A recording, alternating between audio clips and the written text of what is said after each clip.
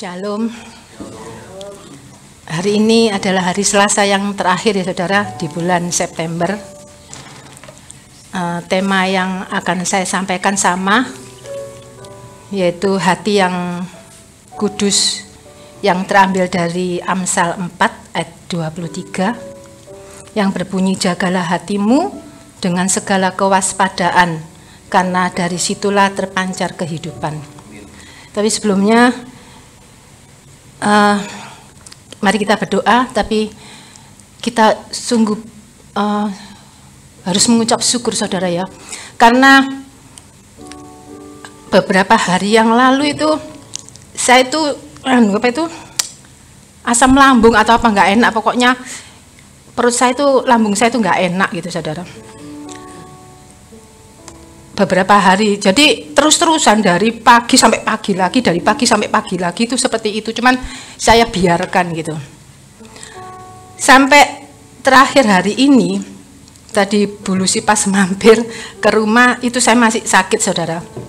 Saya jualan itu juga sakit, antara saya jualan enggak, tapi saya juga butuh uang, terus akhirnya tetap jualan sampai siang itu perut saya itu nggak enak, masih nggak enak.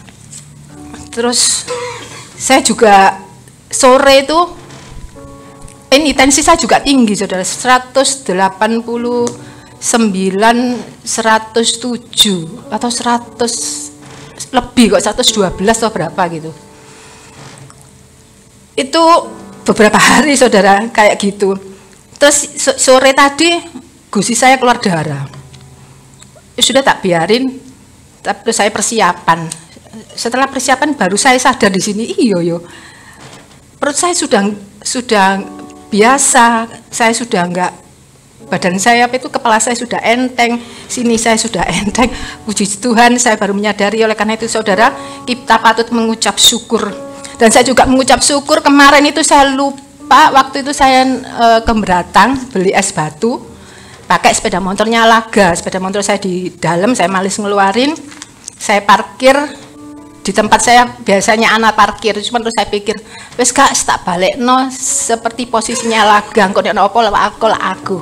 Ternyata saudara, saya sudah mungkin berapa menit gitu sudah di dalam saudara. Ternyata belum saya matikan, masih lampunya masih nyala. Puji Tuhan, kebetulan pas Bram itu keluar, memang Tuhan menjaga saudara. Jadi nggak sampai terjadi sesuatu yang membuat saya kecewa. Oleh karena itu kita patut untuk mengucap syukur karena Tuhan tidak pernah meninggalkan kita. Mari kita berdoa sebelum saya sharing firman ini. Terima kasih Tuhan Yesus untuk kasih setiamu, untuk penyertaan-Mu Tuhan. Karena Engkau tidak pernah meninggalkan kami itu, amin, benar Tuhan. Engkau selalu ada di dalam setiap musim hidup kami. Engkau selalu ada dalam setiap peristiwa yang terjadi dalam kehidupan kami. Dan Engkau Tuhan yang menjaga, memagari, melindungi kami. Bahkan Engkau yang memberikan kami kekuatan untuk kami tetap dapat berdiri teguh di dalam janji firman-Mu. Dan pada petang hari ini Tuhan, hamba-Mu akan menyampaikan firman-Mu, kiranya urapi lidah, bibir, hati, dan pikiranku, sebab hamba-Mu ini adalah alat-Mu Tuhan. Aku berkata-kata seperti yang Kau inginkan, dan biarlah aku menjadi seorang hamba yang taat untuk melakukan apa yang menjadi kehendak-Mu. Terima kasih Tuhan, berkatilah setiap hati di tempat ini. Kuduskan, sucikan, supaya setiap firman yang hamba-Mu sampaikan jatuh di dalam hati yang kami yang terbaik, supaya firman itu dapat terproses dalam kehidupan kami, sehingga firman-Mu itu benar-benar hidup dalam kehidupan kami, agar nama-Mu dipermuliakan. Dalam nama Yesus kami sudah berdoa dan mengucap syukur. Haleluya, amin. Saudara, tadi sudah saya sampaikan bahwa temanya yaitu jagalah hatimu dengan segala kewaspadaan, karena dari situlah terpancar kehidupan. Dan sharing firman ini saya beri judul jagalah hatimu. Di sini dikatakan kewaspadaan ya saudara. Kewaspadaan itu hati-hati, bersiap-siap, berjaga-jaga. Dan juga kalau saya baca di Google itu, kewaspadaan itu kesiapsiagaan kita dalam menanggapi sesuatu yang tak terduga, saudara. Karena hati kita ini, saudara, apa yang ada di dalam hati kita ini terpancar keluar dalam bentuk ekspresi, bisa perkataan atau perbuatan, dan itu terjadi dalam kehidupan saya, saudara. Mungkin 1-2 bulan yang lalu ya, saudara, saya mengalami hal ini. Di keluarga kami, saudara, 6 bersaudara, anak-anak dari bapak ibu saya itu semua itu seperti bangsa Israel ya, saudara. Tegar tengkuk. Dari 6 bersaudara, saya nomor 3. Itu kalau kita itu dapat masukan atau ditegur atau dinasihati atau apalah ya, karena apa yang kami sampaikan ini mungkin apa yang dilakukan, apa yang diperbuat itu tidak sesuai dengan standar atau ngawur atau bisa merugikan orang lain, macam-macam ya, saudara. Dari 6 saudara ini sikapnya itu macam-macam. Ada yang diem aja, ada yang ngeroweng di belakang, ada yang jawab aja, macam-macam, saudara. Padahal teguran itu baik dan supaya tidak mencelakakan atau merugikan orang lain. Nah, suatu saat itu terjadi, saudara. Saya ini lupa ya, karena waktu itu saya nggak mau mengingat-ingat, karena hal ini sangat buruk. Nggak tahu saya itu negur atau gimana, saudara ya. Tapi sebenarnya itu hal sepele, tapi tiba-tiba, saudara, hati saya itu kayak mau mangkel gitu. Saya itu ingin meluapkan amarah saya, cuman saya kan nggak mau dilihat kalau saya ini marah ya, saudara. Jadi tapi waktu saya ingin marah, Roh Kudus kan tahu isi hati saya. Sebelum saya mengungkapkan, Roh Kudus itu sudah mengingatkan saya, jangan diteruskan. Tapi saya ini melawan, saudara. Saya ingin mengungkapkan kata-kata yang keluar dalam hati saya. Jadi saya tuh meso, sebenarnya saya tuh ingin meso dan juga mengeluarkan kata ingon-ingon Mbak Ara itu, ingin mengatakan asu gitu. Ya, saudara. Jadi saya tuh meso itu, memang saya mengabaikan Roh Kudus itu, saya tahu saya mengabaikan. Jadi saya mengungkapkan, saya meso itu saya luapkan, saudara. Cuman nggak ada yang tahu, karena saya waktu itu mengungkapkan itu di garase, maksudnya itu di salonnya Mbak Rus itu. Tapi nggak ada yang dengar karena saya mengungkapkan itu kecil, saudara. Tapi kita kan yang tahu ya hati kita waktu penuh amarah ingin mengeluarkan itu saya ungkapkan tuh, saudara.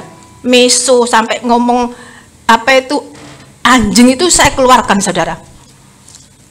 Dan Roh Kudus itu, saudara, juga mengingatkan lagi supaya saya itu minta ampun, tapi saya abaikan, saudara, karena saya masih mangkel, nggak tahu.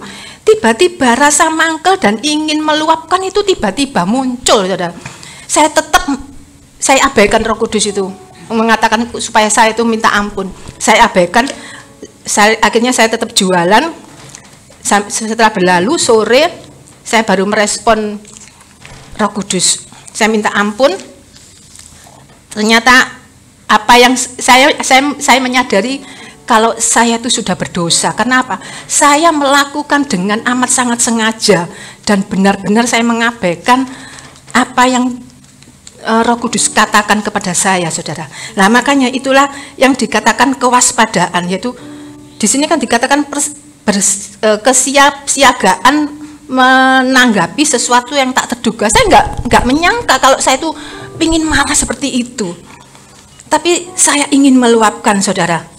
Nah, saudara, untuk selanjutnya saya ini ingin referensi yang saya pakai itu tentang pribadi Daud, saudara.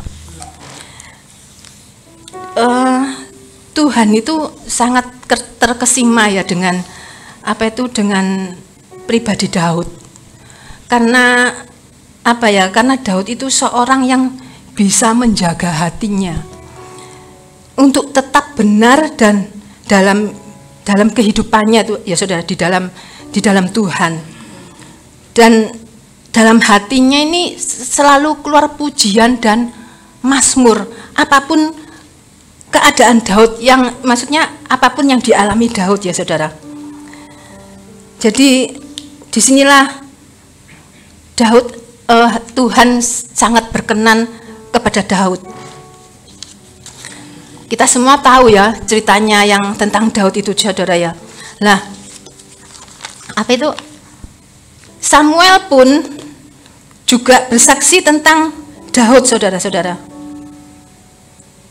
Yang terambil dalam 1 Samuel 13 1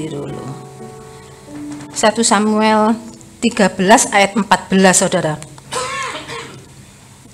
1 Samuel 13 ayat 14 dikatakan bahwa tetapi sekarang kerajaanmu tidak akan tetap. Tuhan telah memilih seorang yang berkenan di hatinya, dan Tuhan telah menunjuk dia menjadi raja atas umatnya, karena engkau tidak mengikuti apa yang diperintahkan Tuhan kepadamu. Ini kan ceritanya Saul ya saudara. Saul melanggar perintah Tuhan, yaitu dia kan tidak berhak untuk mempersembahkan korban bakaran ya saudara ya. Lah waktu itu dia mempersembahkan korban bakaran. Akhirnya itu sudah menjadi kesalahan di hadapan Tuhan ya saudara-saudara. Akhirnya dia harus kehilangan akhirnya nanti dia harus turun tahta dan digantikan oleh Daud saudara-saudara. Di sini dikatakan juga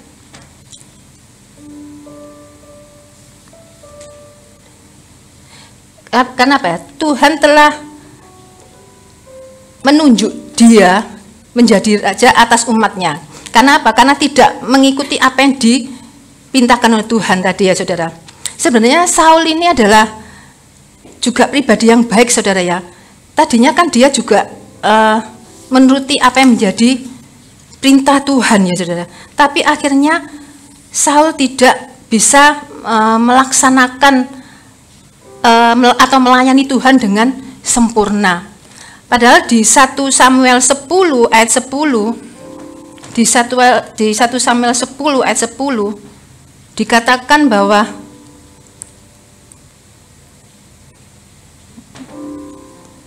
ketika mereka sampai di Gibea dari sana, maka bertemulah ia dengan serombongan nabi. Roh Allah berkuasa atasnya, dan Saul turut kepenuhan seperti nabi di tengah-tengah mereka. Nah saudara, Tuhan ini sudah memberi hati yang lain kepada Saul saudara. Tapi ternyata Saul tidak bisa mempertahankan hatinya yang sempurna ya saudara. Dia menuruti menuruti hawa nafsunya. Apa sih yang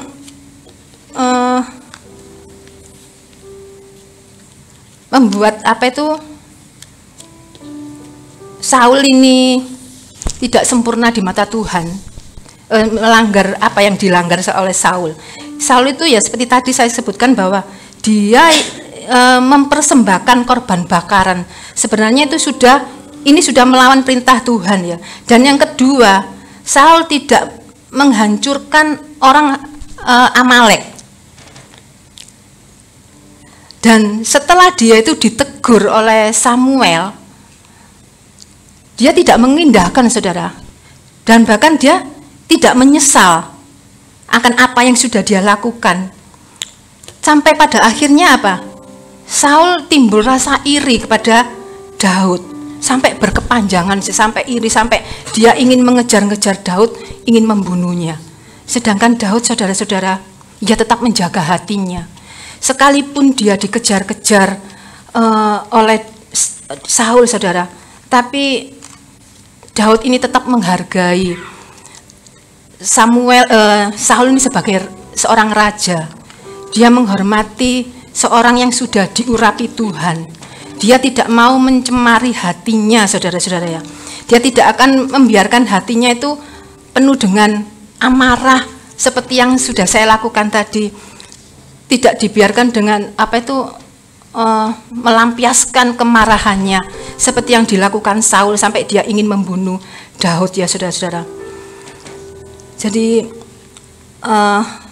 mari kita sebagai anak-anak Tuhan yang sudah ditebus dengan kuasa darah Yesus, kita itu untuk selalu menjaga hati kita, karena dari hati itulah kita memang tidak bisa melihat hati kita ya. Waktu saya marah nggak ada yang tahu saudara, karena saya berusaha wajah saya itu tidak penuh dengan amarah, tapi siapa tahu hati saya penuh dengan umpatan, penuh dengan kejengkelan saudara, yang ingin saya lampiaskan. Nggak ada yang tahu isi hati orang ya saudara.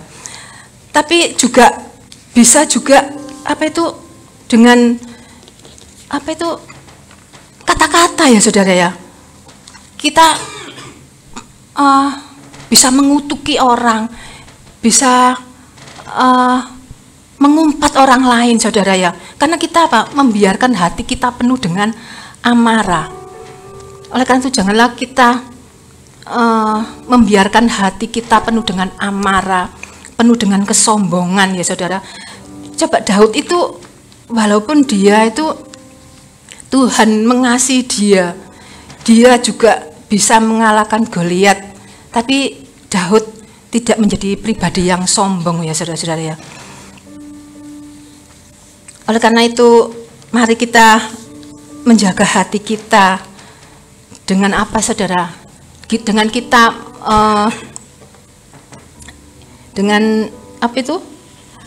jangan membiarkan itu tadi amarah, kesombongan, iri seperti yang dilakukan oleh Saul itu saudara, sampai akhirnya ujungnya dia ingin membunuh. Jangan biarkan semua itu ada di dalam hati kita dan kita harus menjaganya. Seperti kalau kita mempunyai barang yang antik atau yang berharga, sudah di keluarga saya dulu ya, waktu masih ada orang tua saya itu, ibu saya tuh suka mengumpulkan ini keramik-keramik yang dari Cina itu. Mbak Rus itu juga, mungkin sekarang sudah dibiarkan ya Mbak Rus, nggak ada rumah. Tapi sisa-sisa di rumah itu masih ada dan saya menjaganya saudara.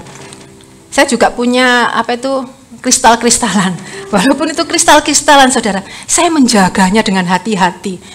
Saya taruh di atas saudara supaya nggak diambil Selda, karena walaupun Selda naik kursi, dia tidak bisa menjangkau. Sebegitunya saya menjaganya saudara ya, walaupun itu hanya kristal-kristalan, saya elap, saya jaga supaya apa? Jangan sampai jatuh apalagi hancur. Demikian juga dengan hati kita. Kita harus menjaganya sedemikian rupa ya saudara. Karena jika terjadi sesuatu, kita itu tidak sampai melakukannya seperti yang tadi saya ceritakan ya saudara-saudara. Oleh karena itu mari kita itu membawa hati kita itu dengan berdoa ya saudara. Menjalin hubungan yang baik, yang intim dengan Tuhan. Menjalin hubungan yang baik, yang intim dengan Tuhan itu dengan sungguh-sungguh itu gampang-gampang susah ya saudara-saudara. Kalau keadaannya baik, semuanya lancar-lancar saja, itu memang kita bisa melakukan ya saudara. Tapi kadang kalau suasana hati sudah tidak baik, mungkin keadaan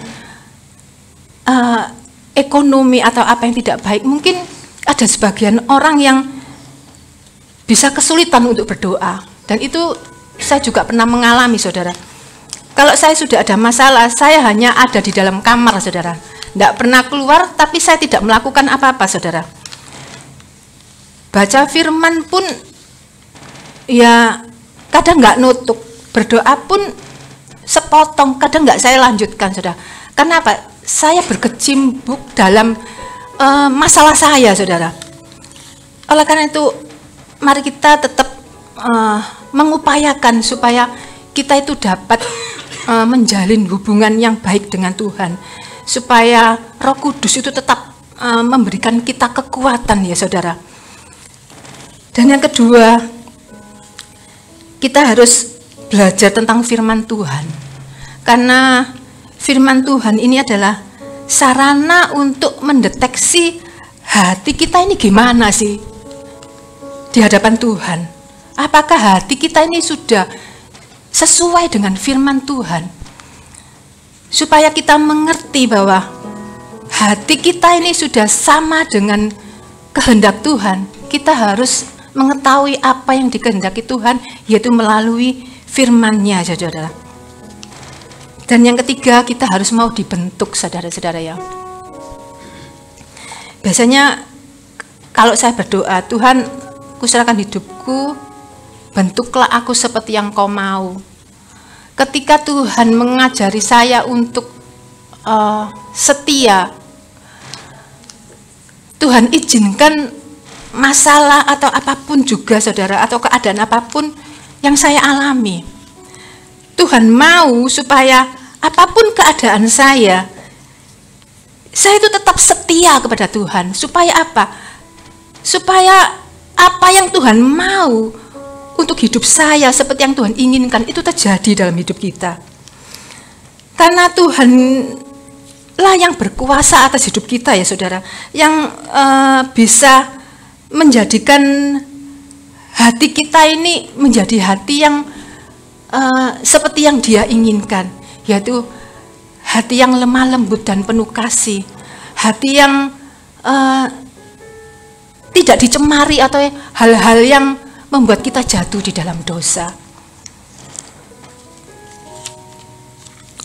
Mari saudara-saudara, apa yang sudah saya sampaikan ini, setiap kita boleh merespon apa yang Tuhan mau untuk kita lakukan, agar hati kita ini benar-benar terjaga, supaya Tuhan itu bisa memakai kita lebih lagi dan lebih lagi. Karena dari hati kita inilah tuh, saudara, kita dapat memancarkan apa yang ada di dalam hati kita. Kalau yang ada di dalam hati kita adalah firman Tuhan, pasti yang terpancar dari kehidupan kita, dari sikap kita, dari kata-kata kita adalah firman Tuhan yang dapat menguatkan setiap orang yang mendengarnya, yang dapat memberikan motivasi setiap orang yang melihat seluruh kehidupan kita. Karena kehidupan kita adalah firman yang terbuka, sehingga setiap orang yang melihat kehidupan kita, mereka melihat kuasa Tuhan di dalam hidup kita. Amin.